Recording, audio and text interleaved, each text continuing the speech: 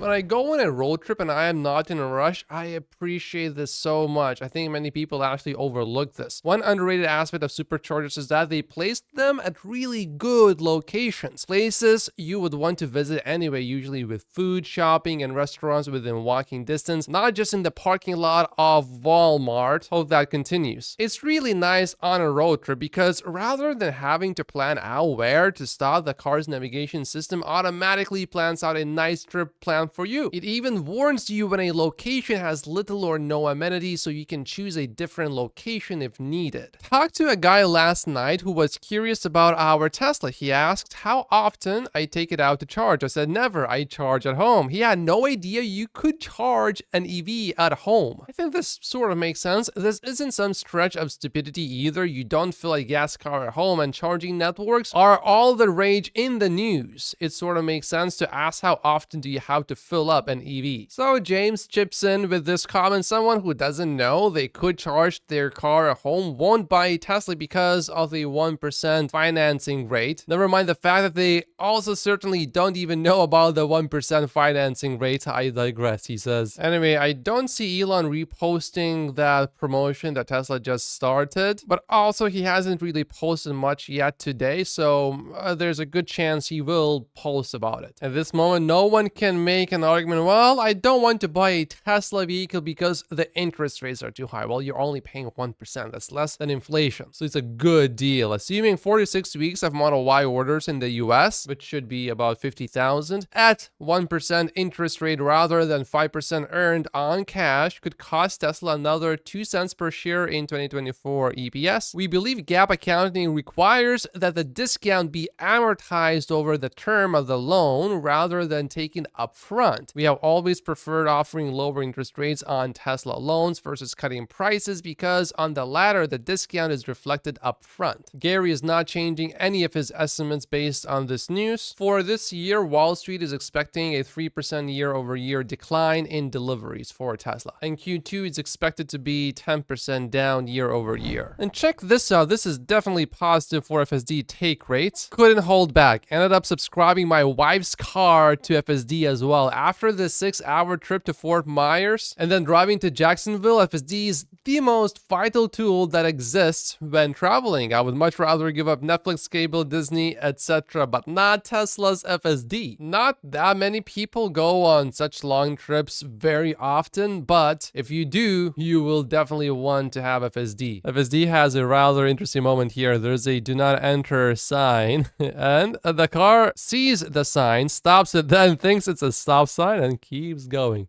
Definitely an opportunity for collecting more data. Tesla needs to have a whole bunch of these in the training data set. Oh, and Omar did one more drive that day, so it brought his total to 75% zero intervention drives for the day, and all of the interventions were not safety critical. Omar predicts that this week we will remove the nag, and in 2025 or 2026 we will start turning off the cabin camera. And after the nag is removed, Omar will reveal his secret. How come he never gets any nags? He has a loophole that he's taking advantage of, but he doesn't want to encourage anyone else doing the same thing because obviously you need to supervise the vehicle. I think Alex lives in Germany, and he says the Bild columnist has written a really good piece about the weekend protest against Tesla that is worth translating. I never would have thought that words of truth will ever come from Bild, but here we go. It's translated from German to English. If you ask around why people are actually demonstrating against Tesla, nobody really knows. Then keywords such as high water consumption or trees are being cut down come up. However, there are a lot of forests in the area, which is why the deforestation in the location where Tesla's Gigafactory is not significant, and Tesla uses significantly less water than the rest of car production in Germany. Such arguments obviously don't hold water.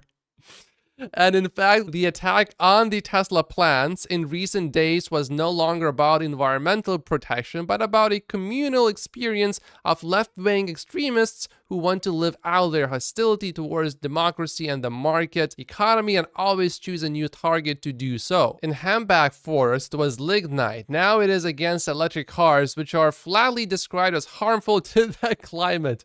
And it is always claimed that capitalism is responsible for climate change and is preventing climate protection. Tesla is the perfect projection surface for these simple-minded, vulgar, Marxist views and feelings because the inventor and owner Elon Musk can be branded as a turbo-capitalist. He's particularly good at fueling anti-American resentment in the German left-wing scene. Elon Musk recognized the connection and wrote on the X platform, something very strange is happening as Tesla is the only car company to be attacked. The storm of demonstrators was also strange because they were marching in uniform. They wore uniform blue peat caps and blue flags. They looked like a militia. The only things missing were the armband and the belt. The police didn't feel like laughing. They had to protect everything at once: fences, roads, power lines. Many of them were injured. The journalists, as they often do, spoke trivially of scuffles as if they had been boys in the school playground. They ran against the police officers and ducked under them. They had practiced this the day before on their peaceful festival meadow with the circus tent, laughing and joking. There were also a few flags there. A flag reminiscent of the RAF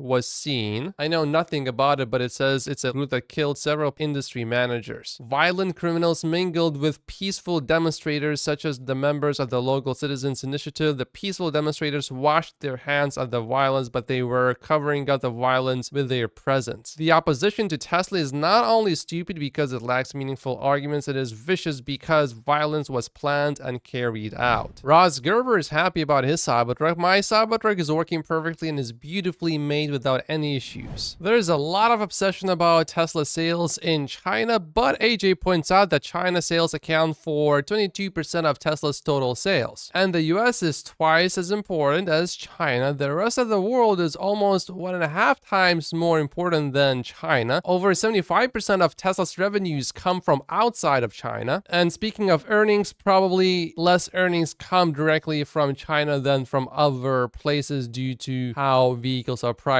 over there. And here's Tesla's revenue broken down by geography. Of course, China is somewhat significant and it's important, but the US is quite a bit more important. And it's good to keep these things in perspective. Questrade Canada is now mailing these, so if you haven't voted yet, make sure to check your mail and vote. Here's more proof that there is nothing that Elon Musk can do to make the media happy. He is now attacked for spending time with his son. What are you gonna do next? This is from the Intelligencer. Why is Elon Musk dragging his 3-year-old all over the world? Lil X has become both prop and emotional support human. When I was a kid growing up, I was happy when my family took me everywhere where they went. I had more time to spend with my family. I got stronger relationships because of that. And I noticed things and I learned things, which made me smarter. And it helped me later in my business as well. Although, to be fair, neglecting your kids is the norm among media personalities.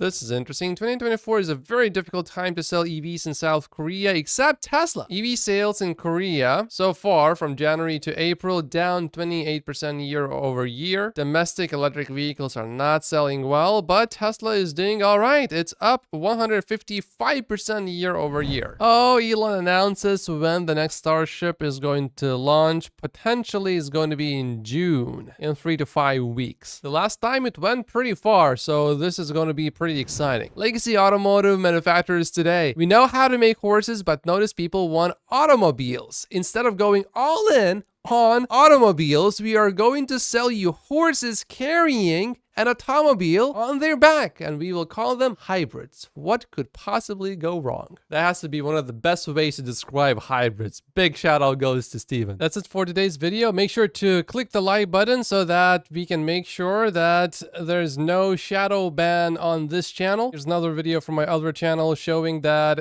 it's only getting about half of the views it would normally get because my videos are only shown to about 50% of the regular viewers in the first few days, and then after the first 3 days it does push it out a little bit more, but because it's no longer news, it's old, no one's interested. So I appreciate everyone clicking the like button. That really helps. And going forward, I'm only publishing the full daily news videos on this channel, not on the old channel anymore. So make sure to subscribe if you haven't yet. Otherwise, YouTube may stop showing you these videos completely. Subscribing sends YouTube a strong signal that this is a channel you want to watch.